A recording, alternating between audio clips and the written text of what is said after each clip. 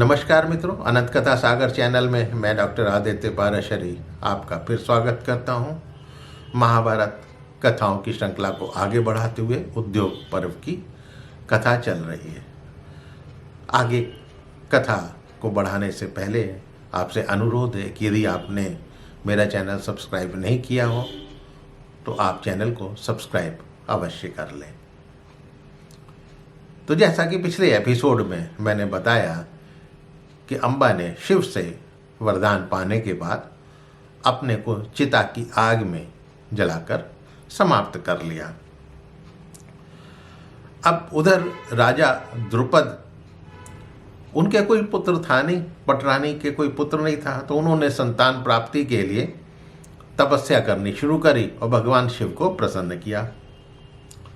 द्रुपद ने भी भीष्म का वध करने के लिए पुत्र की कामना से ही तपस्या करी थी, क्योंकि उनके अंदर भी जो है भीष्म से बदले की भावना प्रबल हो रही थी। अब महादेव के प्रकट होने पर उन्होंने कहा, महादेव मुझे कन्या नहीं पुत्र प्राप्त हो, मैं भीष्म से बदला लेने के लिए ही पुत्र चाहता हूँ। तब महादेव बोले, राजन पहले तुम्हें कन्या प्राप्त होगी, फिर वही पुरुष हो जाएगी, अब तुम लौट जाओ। कुछ समय बाद द्रुपद की पत्नी गर्भवती हुई और समय आने पर उसने एक सुंदर कन्या को जन्म दिया, लेकिन रानी ने घोषणा कर दी कि यह पुत्र हुआ है। द्रुपद ने उस छिपाकर रखी कन्या के सभी संस्कार जो है पुत्र रूप में ही करवाए। पता द्रुपद को भी था, लेकिन उन्होंने इस बात को रानी के सामने प्रत्यक्ष नहीं करा कि उनको पता है। सारे नगर में द्रुपद को छोड़कर कोई नहीं जानता था कि वो कन्या है। उसी को लोग शिखंडिनी के नाम से जानते थे। शिखंडिनी द्रोणाचार्य का जो है शिष्य बना। अब द्रुपद पति पत्नी आने वाले पुत्र के समान ही, अपने पुत्र के समान ही एक बहू भी लाना चाहती थी। बाल तो उसको पुत्र के रूप में रहे थे, लेकिन अब बहू कहाँ से लाए। लेकिन देखा शिखंडी तो अभी स्त्री ही है, तो उनको चिंता होने लगी कि बहू तो तब लाए जब ये लड़का बन जाएगी। लेकिन विश्वास था कि भगवान शिव का दिया हुआ वरदान खाली तो नहीं जाएगा। फिर दोनों पति पत्नी ने दशार्ण राज के राजा, उन जिनका नाम हिरण्यवर्मा था, उनकी कन्या के साथ जो है शिखंडी का विवाह कर दिया। महल में आने पर दशार्ण राज की कन्या को कुछ ही दिन में उसको पता लग गया कि भाई ये शिखंडी जो है ये लड़का नहीं है, ये तो लड़की ही है। तो बड़ी दुखी हुई और ये समाचार अपने पिता को भेजा। अब ये देखिए कि महाभारत काल में भी प्रत्यक्ष रूप में एक लड़की का विवाह लड़की से ही हुआ है। तो जब पिता को समाचार पता लगा कि मेरी लड़की तो उसके साथ अन्याय हुआ है, उससे झूठ बोला गया है, मेरे साथ झूठ बोला गया है, तो उनको बड़ा क्रोध आया। उधर शिखंडी को भी अपना स्त्री होना तो अच्छा नहीं लगता था। दशार्ण राज ने द्रुपद के दरबार में अपना दूत भेजा, तो वो एकांत में द्रुपद से बोला कि आपने हिरण्यवर्मा के साथ धोखा किया है, बहुत क्रोधित है, आपने उनका अपमान किया है, वो आपको उखाड़ फेंकने के लिए युद्ध करने आ रहे हैं। अब ये सुनकर पकड़े गए चोर की तरह द्रुपद के मुंह से कोई बात निकली नहीं। उन्होंने मनाने का प्रयत्न किया, लेकिन हिरण्यवर्मा अपने गुप्तचरों के द्वारा शिखंडी के स्त्री होने का पता पहले ही लगा चुके थे। उन्होंने द्रुपद पर चढ़ाई करने का निश्चय कर मंत्रियों के साथ सलाह करी, भाई क्या करा जाए। तब मंत्रियों ने भी कहा कि हम आक्रमण कर द्रुपद को शिखंडी सहित बंदी बनाकर हम मार डालेंगे। द्रुपद उस समय डरपोक थे और उनसे अपराध भी हुआ था।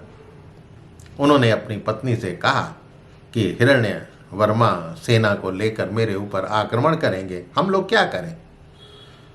समधी को पता लग गया है कि शिखंडी स्त्री है, हम लोग महान संकट में फंस गए हैं, क्या करना चाहिए। दोनों ने देवताओं की आराधना करनी शुरू कर दी। अब अपने माता पिता को चिंता में देखकर जो पुत्री शिखंडिनी वो लज्जित होकर चिंता करने लगी और उसने प्राण त्यागने का निश्चय कर लिया।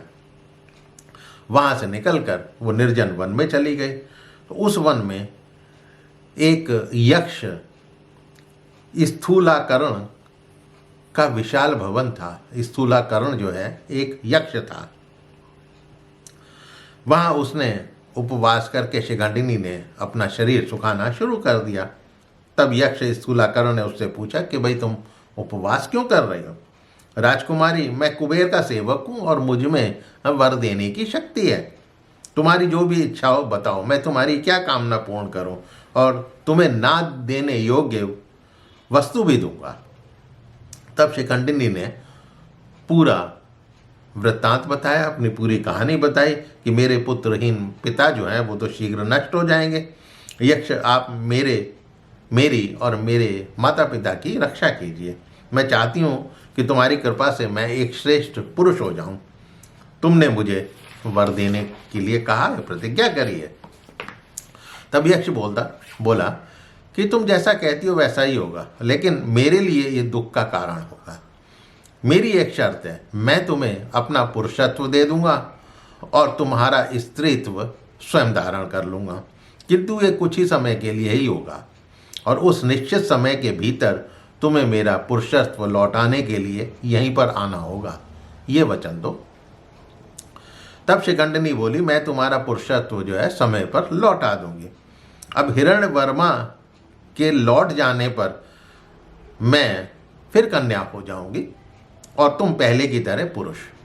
तो इस प्रकार दोनों में सहमति बन गई और शिखंडिनी जो है पुरुष बन गया और यक्ष स्थूलाकरण जो है वो उसकी जगह स्त्री बन गया। शिखंडी वापस आकर द्रुपद से मिला और सारी बातें बता दी, भाई मेरे साथ ऐसे ऐसे हुआ है। अब द्रुपद भी प्रसन्न हो गए।